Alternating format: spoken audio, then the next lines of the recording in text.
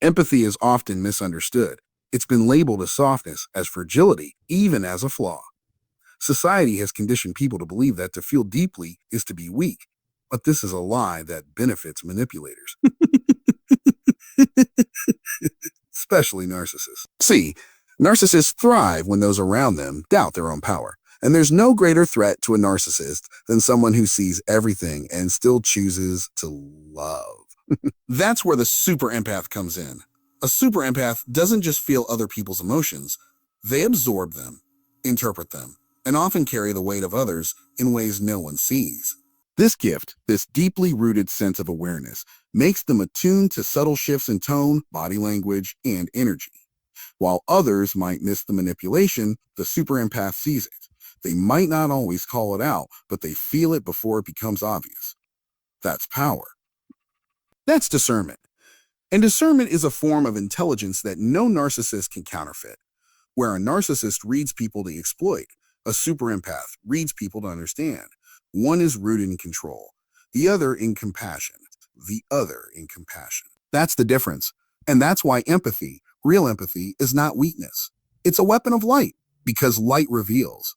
And the one thing narcissists cannot stand is being revealed. Super empaths carry this light into every room they walk into. They don't do it intentionally to expose others.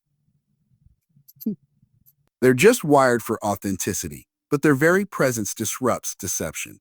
Why? Because truth always confronts lies, whether it's spoken or not. The narcissist senses that they can't play their usual games with someone who sees beyond the surface. The scripts stop working. The gaslighting loses its grip. The manipulation starts to look obvious, not because the empath is loud, but because their clarity is silent and steady. And that kind of clarity is terrifying to someone who thrives on confusion. The beauty of a super empath is that they don't need to raise their voice to command power. Their energy speaks before they do. And that energy is anchored in something narcissists don't understand: genuine care, connection, and conscience.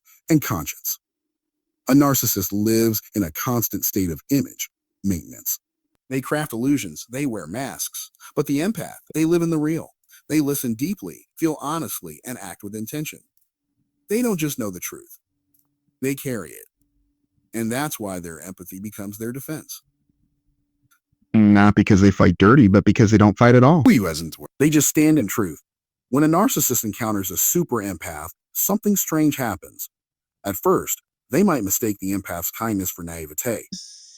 They'll test boundaries, push buttons, play games. But when none of it works, when the empath doesn't react the way they expect, the narcissist begins to lose control. Because control only works where there is confusion, fear, or dependency. The super empath, however, brings none of that to the table.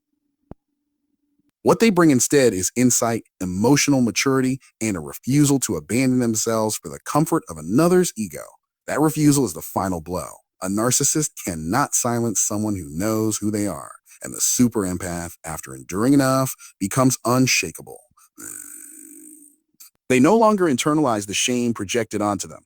They no longer explain themselves to those committed to misunderstanding them. They no longer shrink to make others feel big. And that's when power dynamic flips. The narcissist goes silent.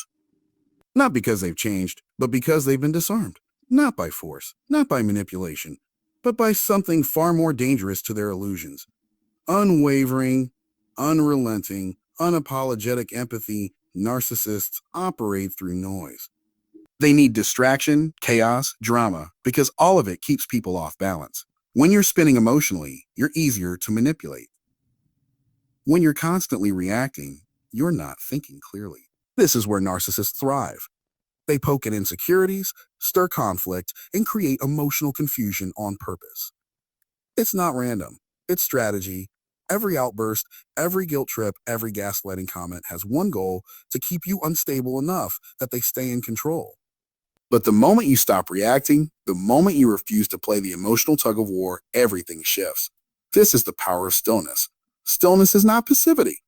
It's not silence out of fear. It's not silence out of strength.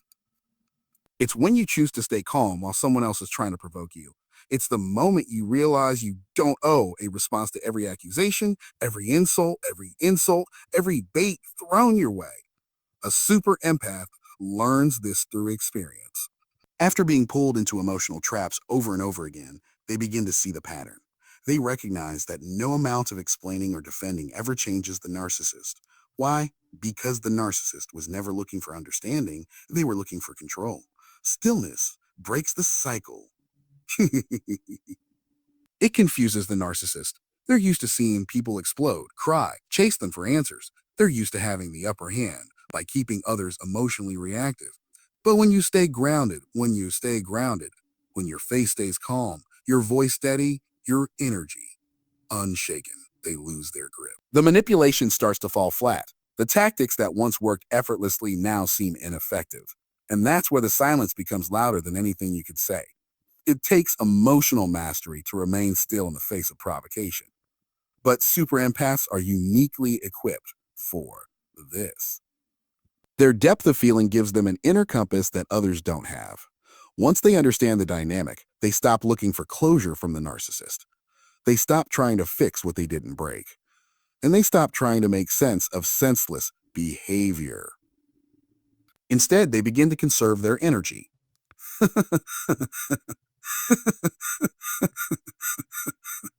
They prioritize peace. They create distance, not always physically, but emotionally. That emotional detachment is not coldness, it's wisdom. The narcissist doesn't know how to handle someone they can't emotionally unhinge. It's unsettling for them. When the super empath chooses stillness, they become unpredictable, and that unpredictability is threatening to someone who depends on control.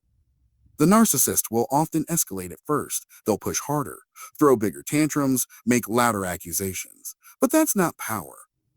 That's not power. That's panic. It's the sound of someone realizing their usual script no longer works. They're losing their audience. And without an audience, the performance falls apart. Stillness allows the super empath to observe rather than absorb. They see the narcissist's behavior for what it is, a pattern, not a personal attack. And when you stop taking it personally, you stop being affected by it. That neutrality, that quiet confidence is like kryptonite to manipulation. It disarms the narcissist not by confrontation, but by refusing to feed the dynamic. No reaction means no fuel. And no fuel means the engine of control runs dry. It's not about winning arguments. It's not about proving who's right.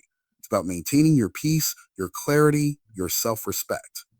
Stillness becomes your boundary.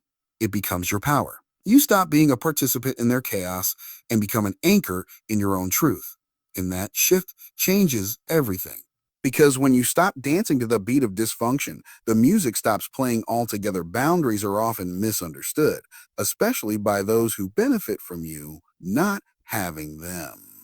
Narcissists, in particular, interpret boundaries as threats because they are used to gaining access without permission. They don't see people as individuals with needs. They see them as extensions of themselves, tools to serve their ego.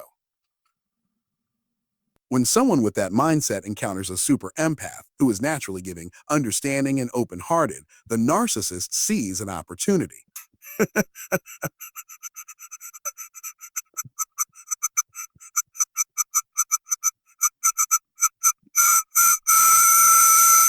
And narcissists exploit that. They test limits, slowly erode standards, and push just far enough that the empath questions their own sense of discomfort. This is the breeding ground for toxic patterns, but something shifts when a super empath wakes up. When they start to see that love without limits leads to self-betrayal, they begin building boundaries, not out of bitterness, but out of self-awareness. And this is where everything begins to change.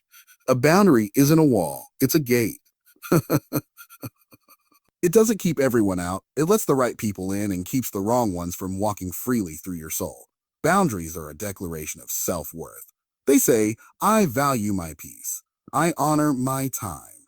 I protect my energy. For the super empath, learning to say no is not about rejection. It's about recognition, recognizing that they are not here to be emotionally drained by people who only take.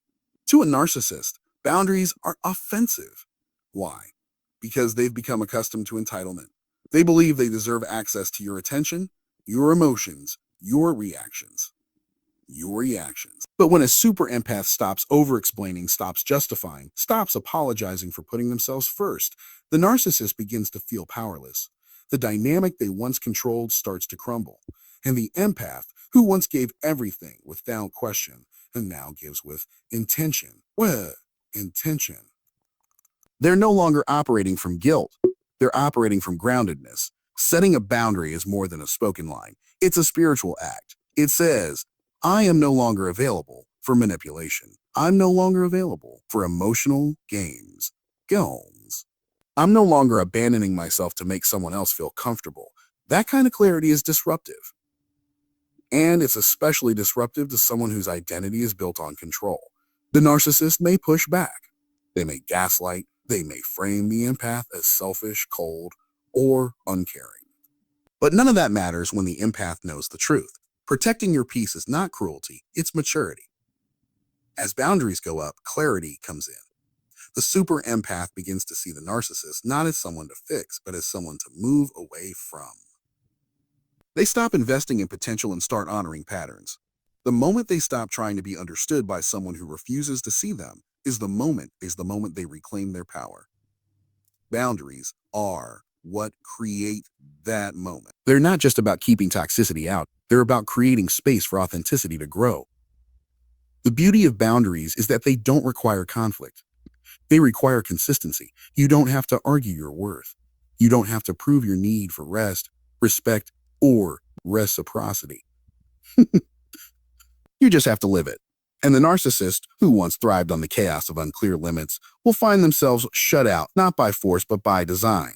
Because boundaries are not loud. They don't scream. They don't fight. They simply say, you don't get to come any closer unless you come correct. And that sentence alone is more powerful than any confrontation could ever be when a narcissist loses control of the narrative. They lose their power. And nothing disrupts that control more than watching someone they once tried to break not only survive, but thrive. For the super empath, growth becomes the ultimate clapback. Not words, not arguments, not public confrontations, just quiet, undeniable progress. Growth speaks a language that narcissists can't fake and can't silence. It's visible. It's tangible. And most importantly, it's proof that their manipulation didn't win. Super empaths are naturally reflective. They feel deeply and they process everything at a profound level. This means that when they begin to heal, their transformation doesn't just stay internal, it radiates outward. They start making different choices. They stop seeking validation from people who never had the capacity to give it. They stop apologizing for having standards, for needing space, for honoring their intuition. And when those shifts start happening, the narcissist starts losing grip. Because a narcissist thrives when you doubt yourself. They need you chasing their approval. But when you start validating yourself from within, you become untouchable. The narcissist expects you to stay wounded. That's part of their game. They feed off your brokenness. They feel superior when you're confused, insecure, and dependent. So when you begin to rise, when you begin to glow again, they may not show it on the surface, but behind the scenes, they feel it. Your healing becomes a mirror. That mirror reflects everything they pretend to be but are not. That reflection hurts them more than your anger ever could. Growth is not just about success in the external world, it's about wholeness. When a super empath heals, they reclaim every part of themselves that was lost in the chaos. They find clarity. They rediscover joy. They regain their voice. And what used to trigger them no longer moves them. Then emotional neutrality is powerful, because now, when the narcissist tries to bait them, it doesn't work. When they try to re-enter the empath's life through guilt, charm, or drama, they're met with silence, or worse, indifference. This kind of growth requires work. It requires deep self-inquiry. The empath has to face their own patterns, why they stayed, why they gave so much, why they kept hoping for change. But instead of using that reflection to shame themselves, they use it to build. They become stronger, not harder. Wiser, not colder. Wiser, not colder. More discerning, not more distant. And as they level up, their standards rise. The kind of energy they once tolerated no longer even gets close. That evolution is everything, because it sends a message without ever needing to be spoken. I'm not who I was when you met me. To the narcissist, that growth is unbearable. They may try to spin a new narrative. They may tell others you were the problem. They may try to return with a new mask. But nothing they do can compete with the realness of your rise. Because your glow up is authentic. It's built on healing, reflection, and conscious choices. It's not a performance. It's transformation. And real transformation can't be faked. It's slow. It's quiet. But it's undeniable. That's why growth is the ultimate revenge. It doesn't seek to destroy the narcissist. It doesn't even focus on them. It focuses on you, on your evolution, on your alignment, on your truth. And in doing so, it leaves them in the past where they belong, watching from the sidelines, confused, bitter, silenced by your success. Not because you screamed louder, but because you rose higher. And that's the one thing they never saw coming. There's a kind of presence that can't be faked. It's not loud. It doesn't need attention. It doesn't need to announce itself. But when it walks into a room, everything shifts. That's the presence of a super empath. And what makes that presence so powerful is not just what it says, it's what it reveals. Narcissists operate through reveals.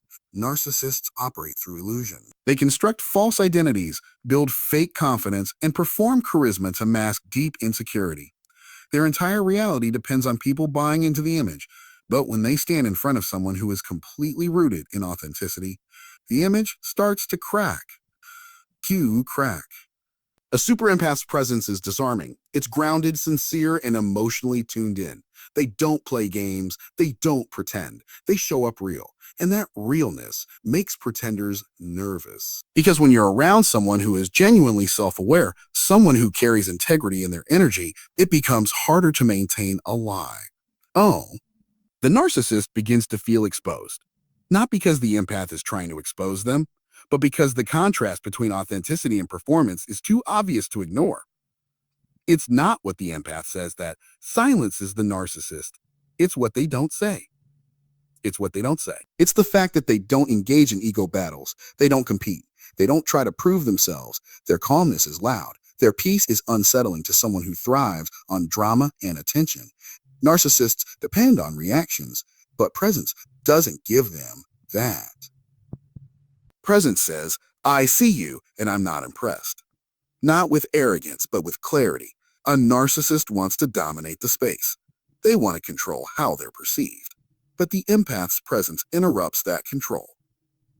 Because when someone is truly aligned with who they are, they don't need to adjust for anyone else's comfort. That level of self-possession makes the narcissist feel small. Not because the empath is trying to shrink them, but because they no longer hold space for falsehoods. That quiet refusal to participate in the performance causes the narcissist to feel something they hate, insecurity. This presence isn't built overnight. It's the result of internal work. A super empath develops it through pain, growth, boundaries, and self-discovery. They've cried through confusion, stood up after betrayal, and found strength in silence. That process creates depth, and depth cannot be manufactured. So when a narcissist stands next to someone with that kind of depth, their surface-level charm starts to fall flat. Their manipulations lose their shine. Their tactics don't land. Not because the empath is attacking them, but because the empath simply won't play. That's what makes presence so powerful.